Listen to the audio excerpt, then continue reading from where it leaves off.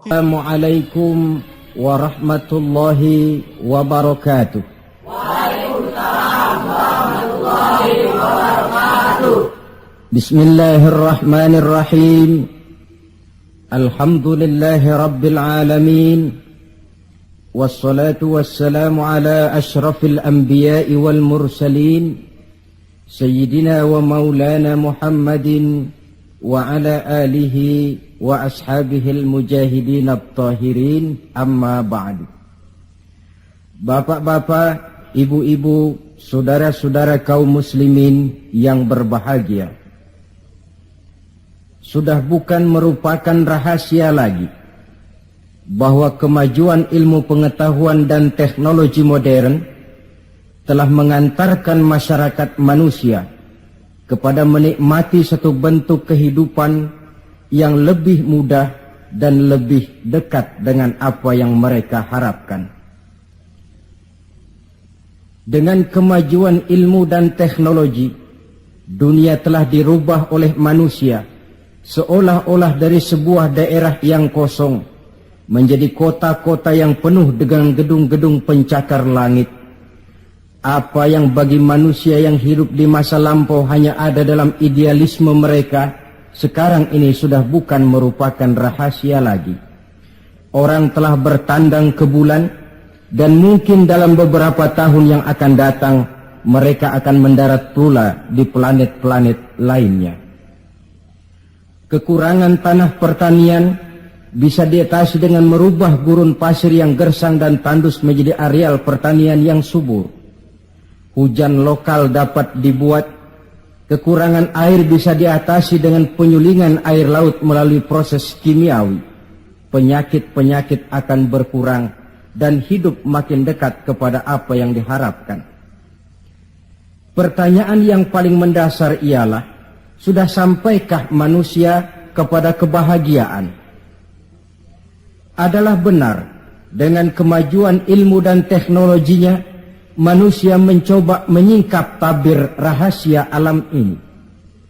Namun tiap kali tabir rahasia itu terbuka, terbentuk pula misteri-misteri baru yang memerlukan jawabannya.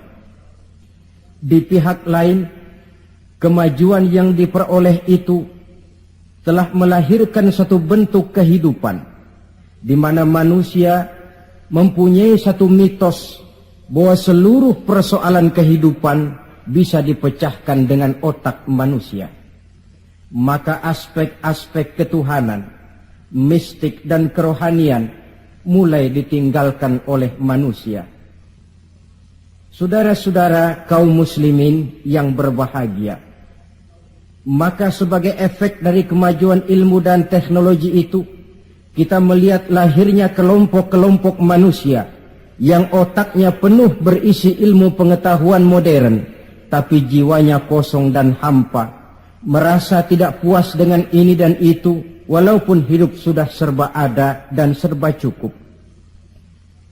Akibat lainnya ialah kerusakan terhadap alam. Kita maklum, manusia memulai orientasinya dengan tunduk kepada alam. Pada proses selanjutnya, manusia mulai mengadakan adaptasi, penyesuaian diri dengan alam. Dan selanjutnya, manusia mulai mengadakan eksplorasi, penundukan kepada alam, memanfaatkan alam untuk menunjang kebahagiaan yang mereka dambakan. Akibatnya, penggunaan sumber daya alam yang melampaui batas sering merusak alam itu sendiri. Kita ambil satu contoh misalnya. Akibat meningkatnya penggunaan bahan bakar dan penggunaan bahan kimia, maka terjadilah pencemaran udara. Yang ini akan menyebabkan terjadinya hujan asam, yang menyebabkan matinya plankton dan organisme akuatis air.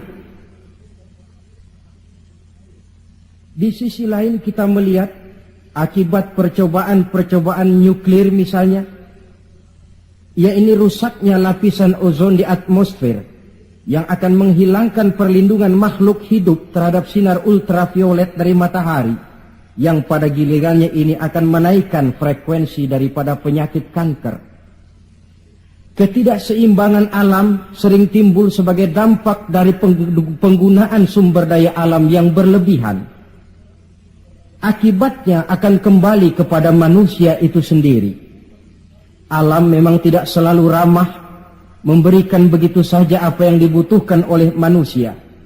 Tetapi alam juga bisa kejam kalau sumber daya yang dimilikinya dikuras secara berlebihan tanpa memperhatikan keseimbangan yang ada di dalamnya.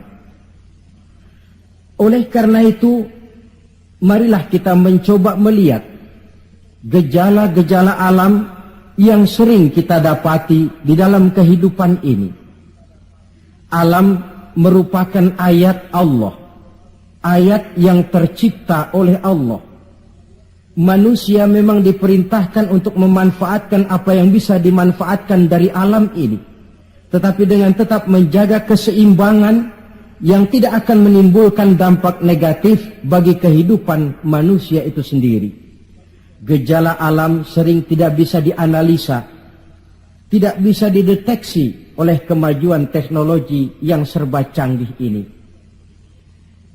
Bulan-bulan terakhir ini, gejala-gejala alam ini sering menimbulkan hal-hal yang lazimnya kita namakan dengan musibah. Gempa bumi di Tarutung yang belum selesai itu diatasi, menyusul dengan tanah longsor di Padang Panjang. Belum selesai tanah longsor diatasi orang, Bengkulu dihantam banjir, puluhan jiwa hanyut tanpa nyawa. Belum lagi bencana alam ini selesai, kebakaran pun timbul di mana-mana. Gejala apa semua ini? Ilmuwan mungkin akan menjawab, oh, kalau terjadi gempa bumi itu gejala alamiah, biasa proses pergeseran kulit bumi. Kalau ada tanah longsor, oh itu karena memang karakter tanahnya yang labil. Salah manusia kenapa tinggal di situ. Mungkin merupakan gejala alamiah, kata para ilmuwan. Mungkin proses pergeseran kulit bumi, kata ahli geologi. Mungkin karakter tanahnya yang memang labil, kata orang yang ahli tanah. Mungkin karena alam sudah bosan bersahabat dengan manusia, kata Ebit. Kalau tidak percaya, silahkan tanya kepada rumput yang bergoyang.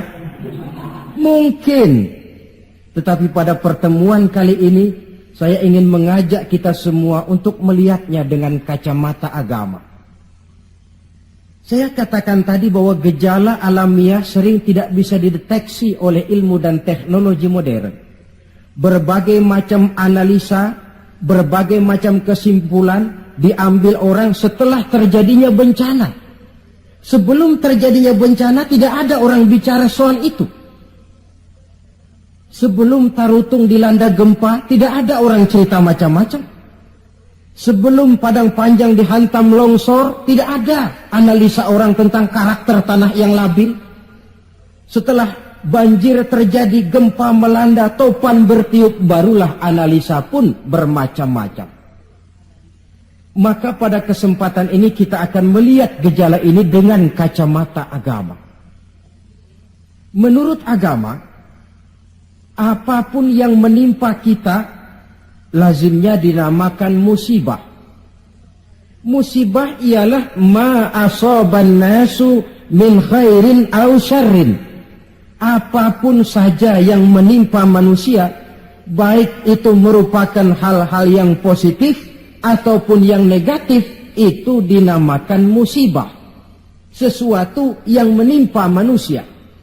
Tapi dalam proses penggunaannya kemudian, musibah ini lebih ditujukan kepada hal-hal yang sifatnya negatif dan tidak diharapkan oleh manusia.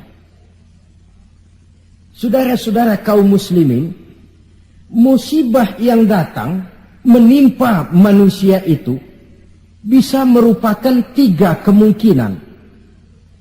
Kemungkinan pertama sebagai ujian. Kemungkinan yang kedua merupakan teguran.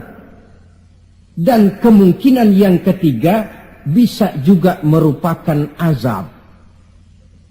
Jadi kalau datang musibah menimpa kita, hal pertama yang harus kita teliti, ini ujian atau teguran atau merupakan azab. Kalau musibah itu menimpa orang-orang yang beriman, petani yang rajin sujud tapi sawahnya dihantam wereng, peladang yang rajin beribadah tapi kebun jambunya dimakan ulat misalnya, itu merupakan ujian.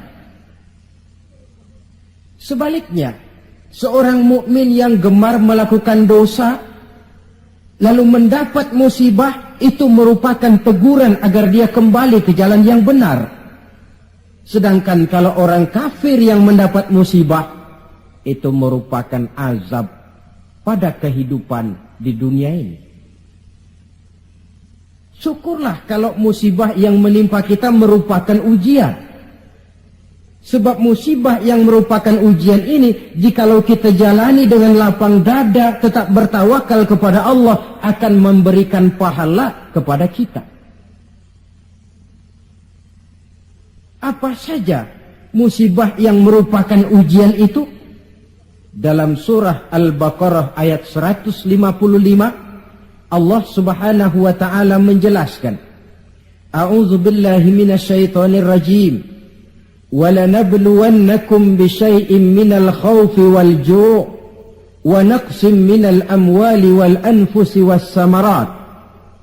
Dan pasti, kata Allah, ada lamu taukid di sini, dan pasti kami akan menguji kamu. Dengan apa? Bisyai'im minal khauf, dengan sebagian kecil dari rasa takut. Rasa takut yang tidak beralasan itu merupakan musibah. Musibah yang ujian buat orang-orang yang beriman. Kadang dalam hidup ini kita dihinggapi rasa takut. Yang kaya takut jatuh miskin. Yang berpangkat berkedudukan tinggi takut kalau jatuh lagi. Takut pensiun. Takut, dan paling akhir takut mati. Bisyai'im minal khauf, kami coba, kami uji kamu dengan sebagian kecil daripada rasa takut. Wal ju', dan rasa lapar. Kelaparan yang melanda dunia di Ethiopia misalnya, di Bangladesh misalnya, dan di belahan bumi-bumi lainnya. Timbul pertanyaan, di negara-negara komunis itu jelas orangnya tidak bertuhan semua. Tapi jarang yang kedengaran kelaparan. Apa ini? Inilah ujian buat orang-orang yang beriman. Sebagian kecil dari rasa takut dan rasa lapar. Wa naqsim minal amwal, kekurangan harta. Entah kemalingan, entah kebakaran, entah banjir yang menyebabkan rusaknya harta benda, wasamarat, dan kekurangan buah-buahan, panen tidak jadi, musim panas berkepanjangan, orang ngamuk, ulat melanda. Ini merupakan musibah yang ujian. Menghadapi ujian semacam ini, Allah menjelaskan dalam kalimat berikutnya, wabasyiris sabirin, dan gembirakanlah orang-orang yang sabar menghadapi ujian tadi itu. Siapa sih orang yang sabar itu? Dalam pengertian sehari-hari, maaf ya, kita sering salah kaprah dengan sabar ini. Menurut kita yang namanya sabar itu orang yang diem, ayem, nggelenggem, gak macem-macem, itu kita sebut sabar. Sudah ketahuan gak salah apa-apa, kepalanya ditampar orang, kelepah. Diem aja. Temennya bilang, sampean gak salah ditampar kok diem. Saya lagi sabar. Oh, saya kira sabar yang begini ini sabar yang salah pasang. Siapa sih orang yang sabar ini? Ayat selanjutnya menjelaskan, ini yang disebut tafsirul ayat bil ayat. Ayat mentafsirkan ayat. Siapa orang yang sabar itu? Alladzina iza asabathum musibah qalu inna lillahi wa inna ilaihi raji'un.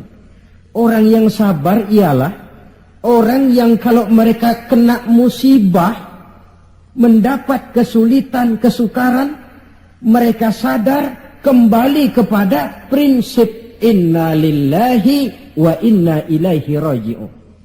Sesungguhnya kami berasal dari Allah dan sesungguhnya kami akan kembali kepada Allah. Bukan ucapannya, tapi penghayatannya yang terpenting dalam kehidupan. Kalau ini yang jadi basis kehidupan, rasa takut tidak perlu ada dalam hidup ini. Walaupun kekurangan harta, kekurangan buah-buahan, kena musibah lapar, tidak perlu ada rasa takut. Kenapa? Kita sadar segalanya datang dari Allah, akan kembali menghadap Allah. Kalau kita punya jabatan tinggi, tidak takut diberhentikan, tidak takut pensiun. Kenapa? Sadar. Dulu pun waktu saya lahir ke dunia, saya enggak bawa jabatan apa-apa. Kalau sekarang harus pensiun atau diberhentikan, inna lillah wa inna ilaihi raji'un. Terlahir pun ke alam ini, tidak ada saya menyandang pangkat. Kan tidak ada bayi lahir di pundaknya lalu jadi kopral. Tidak ada. Inna lillah wa inna ilaihi raji'un. Kalau satu saat dia kehilangan harta yang dicintainya, dia sadar lalu kembali. Dulu pun ketika lahir ke alam ini, tidak ada harta yang saya bawa. Telanjang saya lahir ke alam ini. Ini namanya filsafat kehidupan yang paling mendasar. Segalanya datang dari Allah, segalanya akan kembali kepada Allah. Tanpa kesadaran ke arah itu, boleh jadi perasaan takut akan merajai hati kita. Si kaya takut miskin, si pangkat takut jatuh rendah ke bawah, dan selanjutnya, dan selanjutnya. Tapi orang yang sadar segalanya datang dari Allah, segalanya akan kembali kepada Allah, apa yang perlu dirisaukan? Apa yang perlu ditakutkan? Karena basis kehidupannya, dia pasrah. Segala yang saya punya, segala yang saya miliki dalam kehidupan ini, cuma titipan dari Allah. Kembali semuanya menghadap kepada Allah. Ma'asyiral muslimin rahimakumullah. Itulah sebabnya seorang muslim setiap mendapat musibah, dia harus mengucapkan inna lillah wa inna ilaihi raji'un. Jangan macam kita ini inna lillahinya kalau ada orang mati saja. Sampai dulu dalam satu pengajian, seorang kiai tanya santrinya, kemana si fulan tidak datang? Kata temannya, si fulan sakit kiai. Kata kiai, inna lillah wa inna ilaihi raji'un. Temannya nyaut, kiai belum mati dia. Loh, kata kiai, sakit itu kan musibah. Setiap terkena musibah, orang dianjurkan, disunahkan mengucapkan inna lillahi wa inna ilaihi raji'un. Jadi bukan cuma ucapan bibir yang tidak berakar ke hati, tetapi ucapan bibir yang berakar ke hati lalu diterjemahkan dalam kehidupan. Segalanya datang dari Allah, segalanya pun akan kembali kepada Allah. Marilah kita lihat dalam kehidupan, akibat tidak sadarnya orang kepada innalillahi, gejalanya dalam kehidupan modern ini kan bisa kita lihat. Berapa banyak orang-orang yang tadinya sudah adil, berjuang hendak menegakkan keadilan, tapi di tengah jalan dia bisa berbalik menjadi orang yang justru menginjak-injak keadilan. Berapa banyak orang-orang yang tadinya sudah benar, ingin memperjuangkan kebenaran, di tengah jalan berbalik menjadi orang yang hanya mau benar sendirian, walaupun tidak benar bagi orang lain. Dan berapa banyak orang-orang yang tadinya sudah rela mengorbankan kepentingan pribadi demi kepentingan orang banyak, tapi di tengah jalan dia berbalik menjadi orang yang tidak segan-segan mengorbankan kepentingan orang banyak demi kepentingan pribadi, keluarga, dan golongannya saja. Tepat benar sindiran Allah dalam satu ayat, wa iza massal insana ad-durru da'ana li jambihi au qa'idan au qa'ibah. Apabila manusia sedang ditimpa oleh kesulitan, Mereka berdoa kepada kami, mohon agar kesulitannya diangkat oleh Allah. Doa itu diucapkannya dalam keadaan berdiri, pada waktu berbaring, dalam segala posisi, mohon kepada Allah.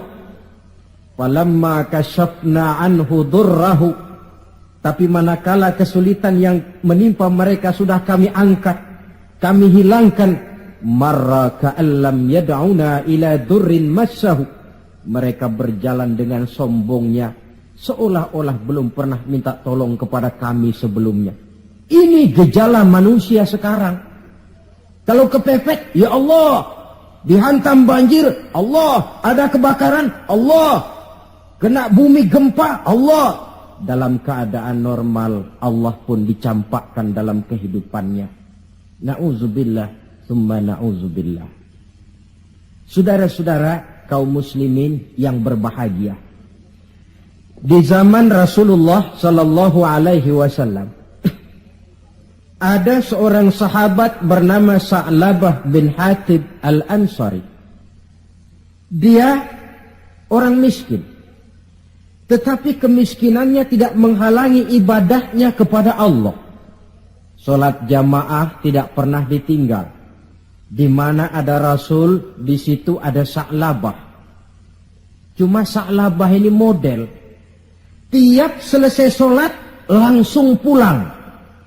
Tidak wirid, tidak zikir, tidak doa. Jadi kalau sahabat yang lain selesai sholat, Allahumma antas salam, ini Sa'labah malah Allahumma lantas jalan. Tiap selesai sholat. Sampai satu hari baginda Rasul bertanya, "Hei Sa'labah," "Labaik ya Rasulullah." "Kau ini macam orang munafik saja. Apa tidak penting wirid, zikir dan doa? Apa tidak betah kau di masjid?"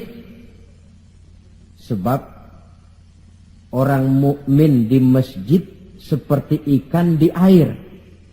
Orang munafik di masjid seperti burung dalam sangkar. Ada enggak burung yang betah di kurungan? Enggak ada, keleparan mau keluar saja. Itu orang munafik di masjid. Panas enggak kerasan. Orang mukmin di masjid seperti ikan dalam air. Apa ada ikan yang enggak betah di air? Ada. Ikan mau mati. Ya kalau ikan sudah enggak betah di air kan ikan mau mati namanya. Kalau orang mukmin sudah enggak kerasan di masjid, jiwanya sudah mau mati itu. Kau ini macam orang munafik saja Sa'labah.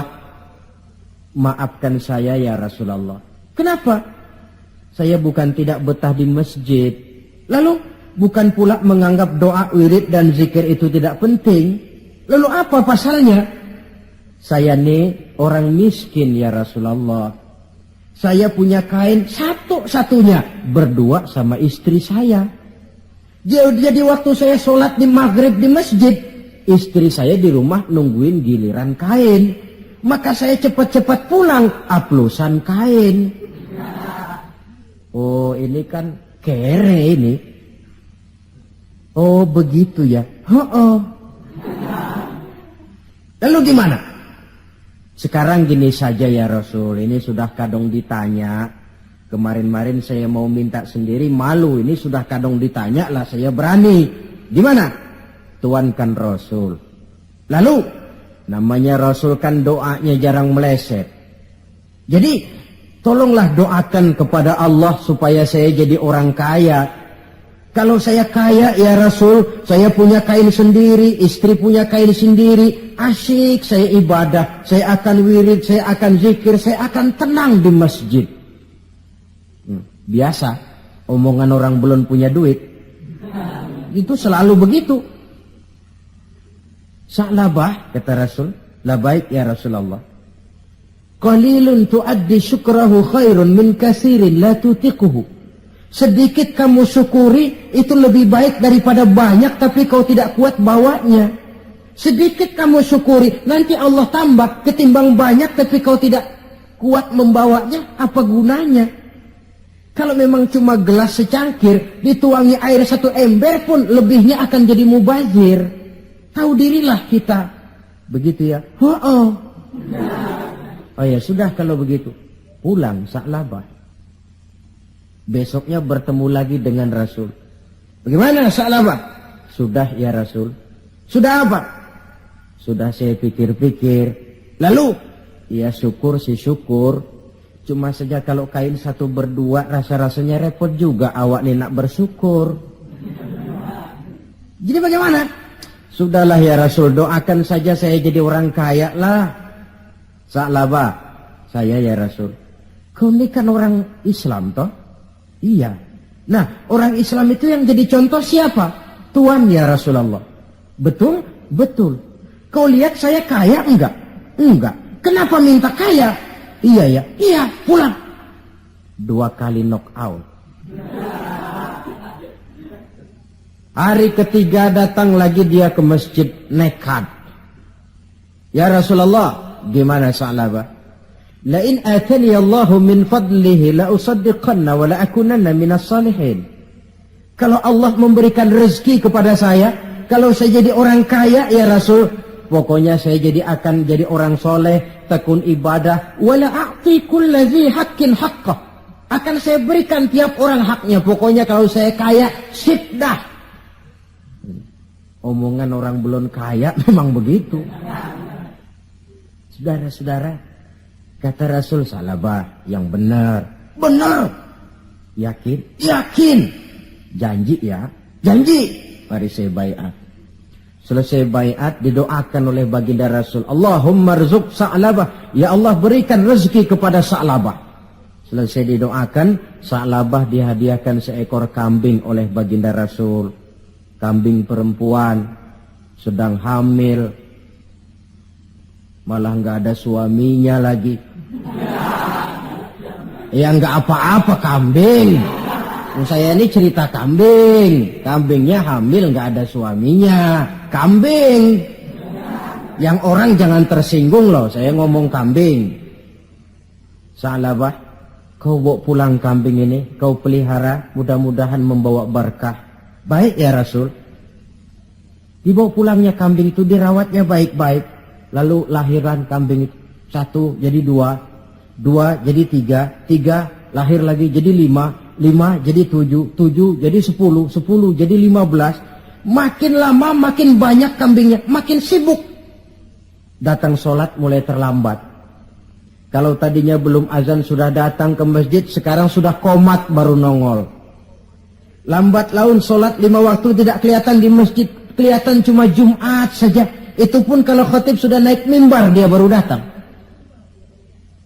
Rasul bertanya, kemana Sa'labah? Sibuk ya Rasul, kambingnya makin banyak sekarang, ngembalaknya keluar kota. Ya wailah Sa'labah. Aduh, kasihan Sa'labah. Aduh, celaka Sa'labah. Sampai Jumat pun tidak kelihatan di masjid. Kelihatan paling-paling cuma Idul Fitri sama Idul Adha. Sholat tahunan. Nah, kemudian sampai waktunya di mana umat Islam diwajibkan membayar zakat. Rasul mengutus utusan, datangi Sa'labah, minta zakatnya. Ketika didatangi ini, Sa'labah berkata, ma hadhihi illal jizyah. Ini jizyah. Saya tidak wajib zakat. 2 kali sampai 3 kali dia tidak mau bayar zakatnya. Kata Rasul, cukup, jangan didatangi lagi. Kemudian turunlah ayat, wa minhum man ahadallaha la in atani Allahu min fadlihi la usaddiqanna wa la akunanna minas salihin. Di antara mereka ada yang berjanji kepada Allah, kalau diberikan rezeki akan bersedekah dan akan jadi orang baik-baik. Tapi setelah diberikan rezeki mereka berpaling dan lupa dengan janjinya. Ayat ini disampaikan orang kepada Sa'labah. Sa'labah baru saja turun ayat bunyinya begini-begini. Rasanya ayatnya nyindir sampean ini. Ah, enggak ah. Habis siapa lagi yang punya mental macam ini? Dia sadar. Cepat-cepat dia datang menghadap baginda Nabi, hendak bayar zakat. Kata Rasul, cukup Sa'labah. 3 kali utusanku datang, kau tidak mau bayar, sekarang bawa pulang lagi. Sampai Rasul wafat. Akhirnya Sa'labah mengalami kebangkrutan di zaman Sayyidina Utsman bin Affan.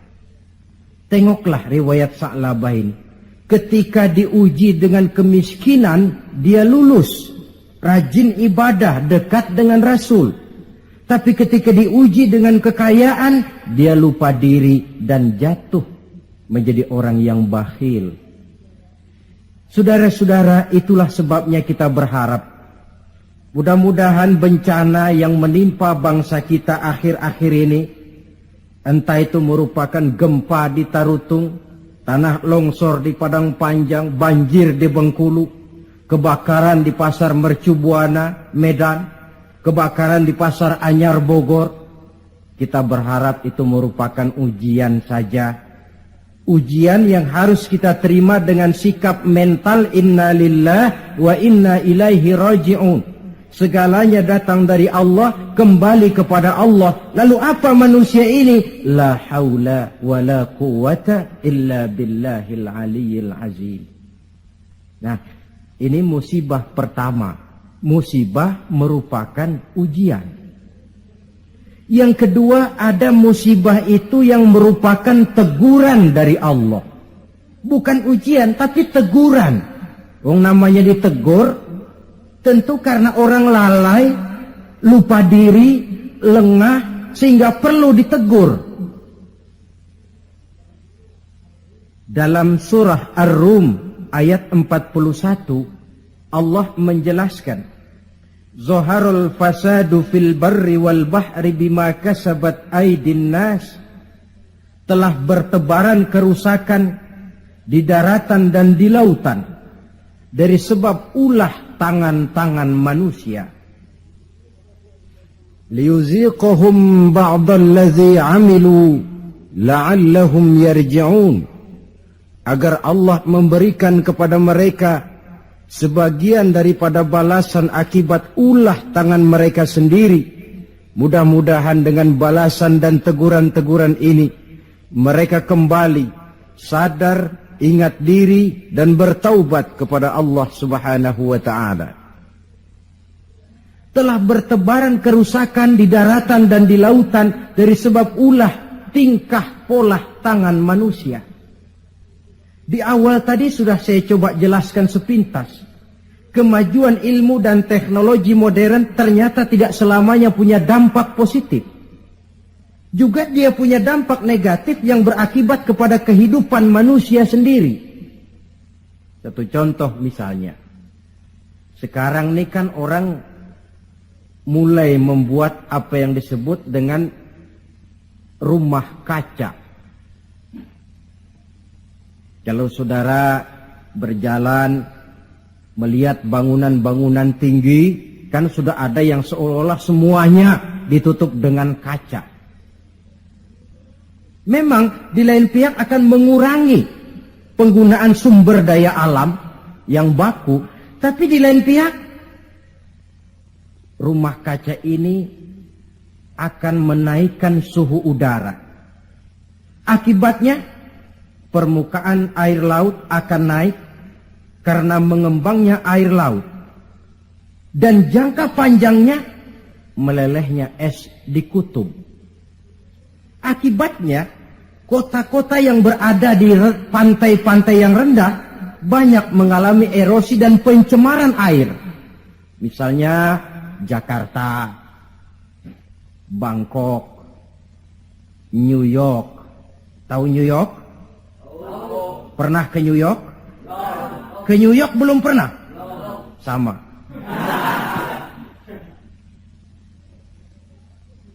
Lalu percobaan nuklir, taruh kata di bawah tanah.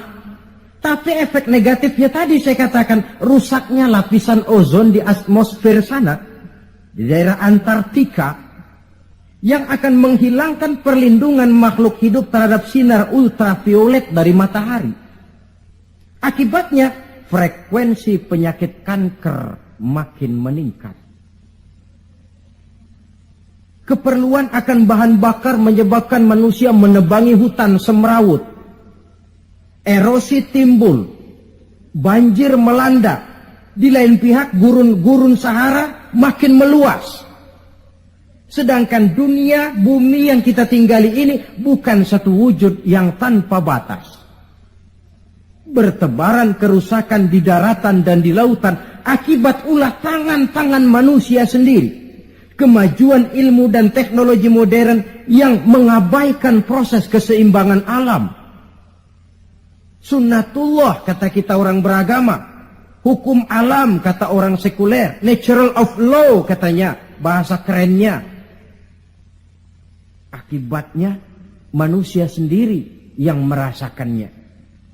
Maka musibah-musibah yang datang ini teguran. Manusia, jangan terlalu mengeruk sumber daya alam. Hai manusia, sadar bahwa kemampuanmu terbatas. Hai manusia, ilmu dan teknologi itu merupakan sedikit sekali dari ilmunya Allah. Tidak wajar lalu meloncat menjadi angkuh dan sombong karena temuan-temuan yang didapatinya di dalam penelaahan ilmiahnya. Ini bencana musibah yang merupakan teguran. Atau di dalam satu masyarakat yang maksiatnya merajalela. Yang ma'ruf jalan, tapi yang munkar juga jalan. Artinya 50-50. Majelis taklim ramai, majelis judi pun makmur. Pondok pesantren hidup, tapi juga tempat-tempat maksiat berjalan. Keseimbangan ini memerlukan teguran. Dan teguran itu sesungguhnya tidak hanya dalam bentuk bencana alam, tapi juga secara pribadi yang ada dalam diri kita. Kalau kulit mulai keriput, teguran itu, awas kereta mau berangkat. Jangan tua-tua keladi nak, makin tua makin menjadi. Sadarlah diri. Kalau uban sudah bertabur, kalau pandangan sudah lamur, kalau pendengaran sudah kabur, kalau makan pun cuma kuat makan bubur, tandalah tuh sudah dekat ke lubang. Awas kereta mau berangkat. Teguran yang datang menimpa diri dalam bentuk yang luas, yang merupakan bencana alam, musibah dan sebagainya. Ini bentuk yang kedua, bencana merupakan teguran. Bentuk yang ketiga, ada bencana itu, musibah itu yang merupakan azab dari Allah. Dalam surah Ali Imran ayat 112 Allah Subhanahu wa taala menjelaskan, "Duribat 'alaihimudz zillatu aynama thuqifu." Dimanapun mereka berada, mereka akan ditimpa oleh kehinaan. Illa bihablim minallah wa hablim minan nas. Kecuali mereka yang teguh berpegang dengan tali Allah, agama ini, wa hablim minan nas, dan tali hidup bermasyarakat. Wa ba'u bighadabim minallah. Mereka akan mendapat murka dari Allah. Wa duribat alaihimul maskana. Juga ditimpakan kehinaan dan kerendahan kepada mereka. Apa penyebabnya? Dzalika biannahum kanu yakfuruna biayatillah wa yaqtuluna al-anbiya'a bighairi haqq. Dzalika bima 'asaw wa kanu ya'tadun. Ada 4 penyebabnya menurut Ali Imran ayat 112 ini. Kenapa ditimpakan kehinaan, kerendahan? Lahir di tengah negara Katulistiwa, bagaikan jamrut mutiara, daerahnya subur makmur, hijau ranau, gemah ripah loh jenawi. Tapi kadang-kadang tertimpa kelaparan, tertimpa ketakutan. Apa penyebabnya? 4 penyebab utama.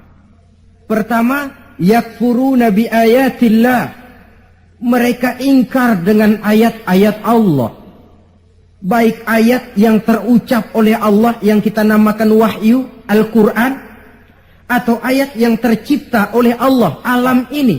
Mereka ingkar, mereka ambil manfaat dari alam, mereka kuras alam, tapi mereka tidak pernah syukur kepada Sang Pencipta alam. Kalau bahasa kasarnya kira-kira Tuhan kan jengkel. Bumi gue aja lu manfaatin gue nya, lu gak mau sembah. Ingkar, kafir kepada ayat Allah. Itu yang mendatangkan musibah. Dijelaskan dalam An-Nahl 112. Wa daraballahu mathalan qaryatan kanat aminatan mutmainnah. Allah memberikan satu contoh tentang kampung, kota, negara yang aman, tenang, tentram, damai. Ya'tiha rizquha ragadan min kulli makan. Rizkinya datang dari arah manapun saja. Apa saja ditanam tumbuh menghasilkan buah yang bermanfaat. Air mengalir dengan jernih. Sawah terhampar luas hijau menguning. Rempah-rempahnya tidak terkira lagi. Fakafarat bi an'umillah. Tapi penduduknya ingkar kepada nikmat Allah. Apa yang terjadi? Fa'azaqahallahu libasal ju'i wal khauf bima kanu yasna'un. Akibatnya Allah hantam mereka dengan kelaparan dan ketakutan dari sebab ulah mereka sendiri. Jadi musibah yang merupakan azab itu datang, penyebab pertamanya orang kufur kepada ayat-ayat Allah. Baik yang terucap oleh Allah, yaitu wahyu, atau kufur kepada ayat yang tercipta oleh Allah, yakni alam yang terbentang ini. Penyebab yang kedua, wa yaqtuluna al-anbiya'a bighairi haqq. Mereka membunuh para nabi tanpa alasan yang benar. Membunuh nabi. Loh Pak, zaman sekarang kan gak ada nabi, bagaimana kita mau membunuh nabi? Memang zaman kita tidak membunuh nabi secara fisik karena nabinya tidak ada. Tapi menginjak-injak ajarannya. Meletakkan ajarannya di bawah rasio. Itu kan sudah membunuh nabi. Buat apa kita agungkan namanya kalau kita injak ajarannya? Buat apa kita sebut dan kita sanjung dia kalau kita belakangi perintahnya? Membelakangi para nabi. Itu sudah pembunuhan kepada para nabi, pembunuhan gaya modern zaman kita sekarang ini. Muhammad itu manusia biasa. Sebagai manusia kan dia bisa salah. Karena itu yang mutlak cuma Quran. Hadis sunnah itu bikinan nabi saja, itu kan sejarah. Jadi sumber agama cuma Quran. Muncullah orang-orang yang ingkar sunnah. Itu kan juga membunuh nabi. Wa yaqtuluna al-anbiya'a bighairi haqq. Sebab yang kedua. Adapun sebab yang ketiga, dzalika bima asaw. Perbuatan maksiat yang merajalela. Dikerjakan terang-terangan. Agama memerintah amar ma'ruf nahi munkar kan? Tapi yang dia kerjakan amar munkar nahi ma'ruf. Tebulak. Terbalik. Amar munkar nahi ma'ruf. Yang munkar malah dianjurkan, yang ma'ruf yang baik-baik malah dicegah. Yang munkar dianjurkan. Bahkan diberikan iming-iming akan mendapat hadiah sekian ratus juta. Akan ini, akan itu. Yang munkar diiming-iming. Yang ma'ruf malah dihalang-halangi. Pengajian sulit. Dakwah kadang-kadang mengalami posisi yang tidak diharapkan. Akibatnya ya prinsip yang terbalik namanya amar munkar nahi ma'ruf. Yang munkar diperintah, yang ma'ruf malah dicegah. Akibatnya perbuatan munkar dikerjakan berterang-terangan. Malah belum lama ada orang yang mengusulkan supaya pemerintah membuka judi secara resmilah untuk menutup judi yang ngumpet-ngumpet ini. Kalau resmi nanti bisa dikontrol katanya. Inna lillahi wa inna ilaihi raji'un. Yang sudah diputuskan untuk dilarang, dianjurkan supaya dibuka lagi. Dibuka, ditutup saja. Ditutup dan dilarang saja. Yang ngumpet-ngumpet masih banyak. Apatah lagi kalau dibuka berterang-terangan. Judi kronis, mabuk jadi kebanggaan. Perbuatan zina sudah cerita harian. Malah yang aneh bin ajaib kadang-kadang terjadi sedarah sendiri. Ada bapak melalap anak kandungnya. Ada anak kandung tidur sama ibunya. Kalau tidur biasa wajar. Ini tidur-tidur. Allahu Akbar. Perbuatan maksiat yang merajalela mengundang azab. Yang keempat, penyebab yang keempat, wa kanu ya'tadun. Mereka benar-benar telah melampaui batas. Yang kaya melampaui batas menumpuk kekayaannya. Beli gunung, beli laut, beli langit kalau bisa. Ya'tadun, perbuatan yang melampaui batas. Nah, yang kita khawatir, kalau musibah yang menimpa ini merupakan azab, tinggal kita introspeksi dan mawas diri saja. Saya mendapat kesulitan musibah ini kira-kira ujian, teguran, atau azab. Kalau musibah menimpa orang kafir, azab. Kalau dia menimpa orang baik-baik, ujian. Kalau dia menimpa orang baik yang berbuat dosa, teguran. Jadi jangan kita sholat saja tidak pernah, puasa tidak pernah, dapat musibah lalu bilang saya lagi diuji oleh Tuhan. Bukan diuji, itu lagi dikasih perskot. Panjer nih, perskot azab, kontannya di akhirat nanti. Saudara-saudara kaum muslimin yang berbahagia. Sebagai uraian penutup, apa kunci menghadapi musibah-musibah ini? Dilihat dari segi agama. Saya kemukakan sebuah hadis qudsi yang diriwayatkan oleh Imam Baihaqi dari Anas. Saya kutip dari kitab Mukhtarul Ahadits An-Nabawiyah. Allah Subhanahu wa taala berfirman dalam hadis qudsi ini, "Inni la ahammu bi ahlil ardi azaban." Kadang-kadang kata Allah, aku ingin mengirimkan azab kepada penduduk bumi ini. Jadi kalau logika kita, kalau melihat tingkah pola manusia ini aku gregetan kata Allah. Pengen aku tumpahkan saja azab kepada mereka, sudah biar habis semua. Inni la ahammu bi ahlil ardi azaban. Kadang aku ingin menghantam mereka dengan azab. Falamma nazartu ila ummari buyuti. Tapi kalau aku melihat, kata Allah, orang-orang yang memakmurkan rumahku. Siapa orang yang memakmurkan rumah Allah itu? Orang yang rajin memakmurkan masjid. Kalau aku lihat itu, kata Allah, wal mutahabbina fi, dan orang yang saling cinta mencintai karena aku, kata Allah. Wal mustaghfirina bil ashar, orang-orang yang melakukan istighfar mohon ampun kepada Allah baik pada waktu pagi maupun petang. Surifat saraftu azabi anhum, aku angkat azabku dari mereka. Jadi rupanya ini yang meredam murka Allah itu. Allah sih maunya numpahkan azab, tapi begitu Allah melihat orang yang tekun memakmurkan masjid, rajin sujud, menghidupkan dakwah di masjid, orang yang saling kasih mengasihi karena Allah, orang yang mohon ampun di waktu pagi dan petang, azab itu, keinginan menyampaikan azab, aku tarik kembali, kata Allah. Jadi apa obat pertama? Makmurkan masjid. Jangan sebaliknya.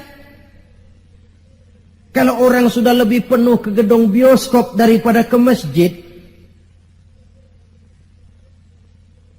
Kalau orang sudah lebih menyukai hidup berfoya-foya ketimbang membantu fakir miskin, yatim piatu dan orang-orang tidak mampu.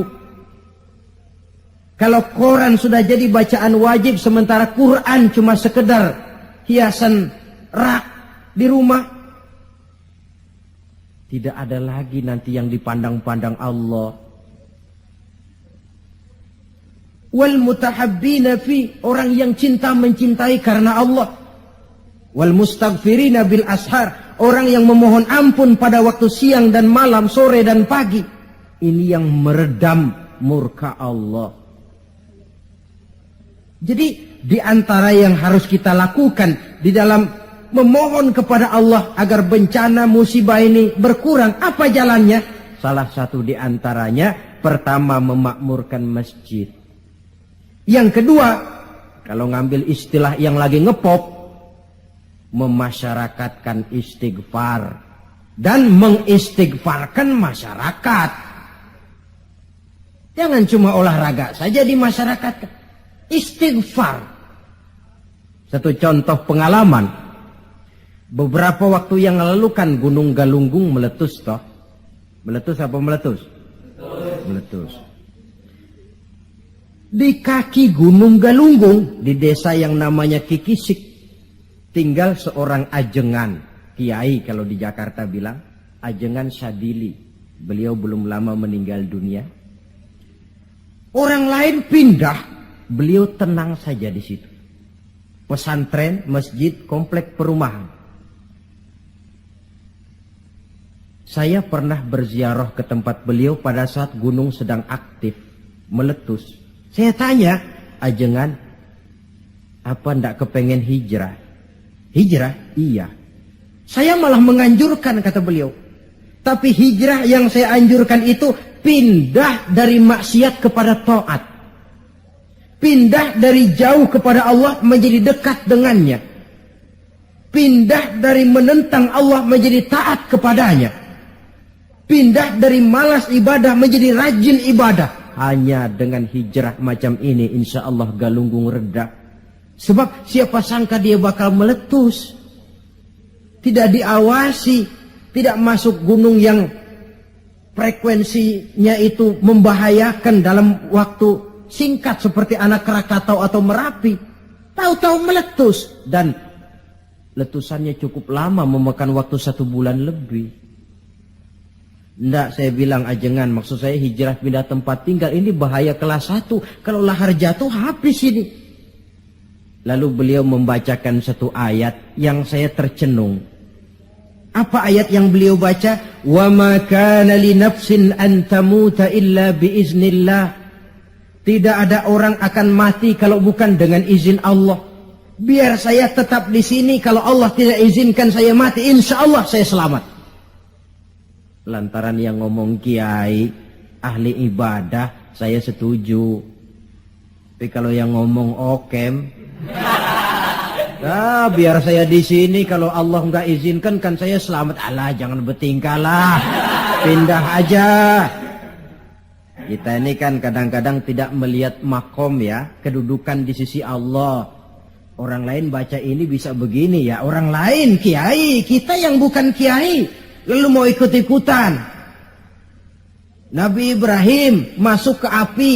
Lalu ada ayat, ya narukuni bardan wassalaman ala Ibrahim. Hei api dingin, kamu selamatkan Ibrahim. Nabi Ibrahim, ya selamat, api dingin. Lalu kita masuk ke api baca ayat tadi, mateng.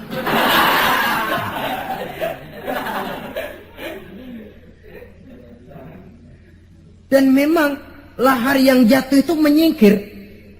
Rumah Pak Kiai itu dilewati saja oleh lahar, tidak masuk ke dalamnya. Ya Allah, saya teringat hadis qudsi ini.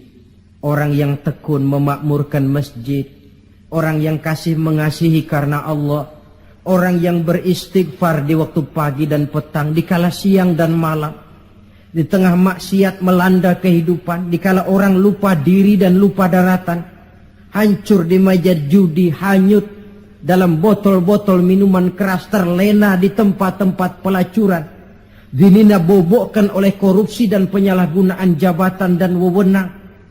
dan segala macam perbuatan-perbuatan yang melampaui batas. Mereka yang tekun memakmurkan masjid, kasih mengasihi karena Allah, melaksanakan istighfar. Mereka ini yang meredam murka Allah.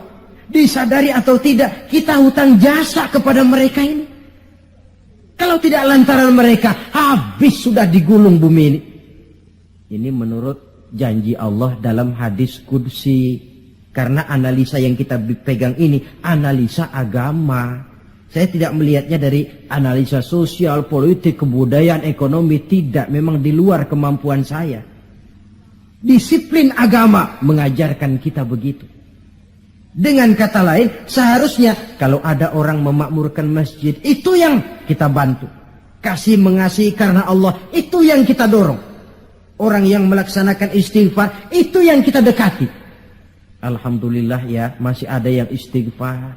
Alhamdulillah ya, masih ada yang memakmurkan masjid. Jangan, alah orang gaek lah, orang tua kertu kerjanya cuma megang-megang tasbih saja. Apa sih bisanya? Cuma istighfar saja. Istighfar ini yang meredam murka Allah.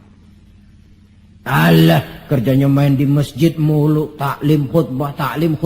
Apa itu? Ini yang meredam murkanya Allah. Bahkan dalam hadis lain, laula suyukhun rukka wa bahaimun rutta. Kalau tidak karena orang tua yang rajin sujud, kalau tidak karena binatang melata yang mencari makan, kalau tidak karena bayi yang menyusui, la sabba alaihim azaban sabba. Akan aku timpakan azab kepada mereka sehebat-hebatnya. Bayi yang masih menyusui, yang masih bersih dari segala dosa, yang masih punya masa depan. Orang-orang tua yang rajin sujud kepada Allah. Ini peredam murkanya Allah. Jadi kesimpulan, di antara resep mengatasi musibah akhir-akhir ini, dari kacamata agama, pertama makmurkan masjid. Yang kedua, tumbuhkan saling kasih mengasihi karena Allah. Yang ketiga, memasyarakatkan istighfar dan mengistighfarkan masyarakat. Kaum muslimin, inilah saja yang kita bicarakan pada pertemuan kali ini. Semoga ada manfaatnya. Terima kasih atas segala perhatian. Mohon maaf atas segala kekurangan. Usikum wa nafsi bitaqwallah. Wassalamualaikum warahmatullahi wabarakatuh.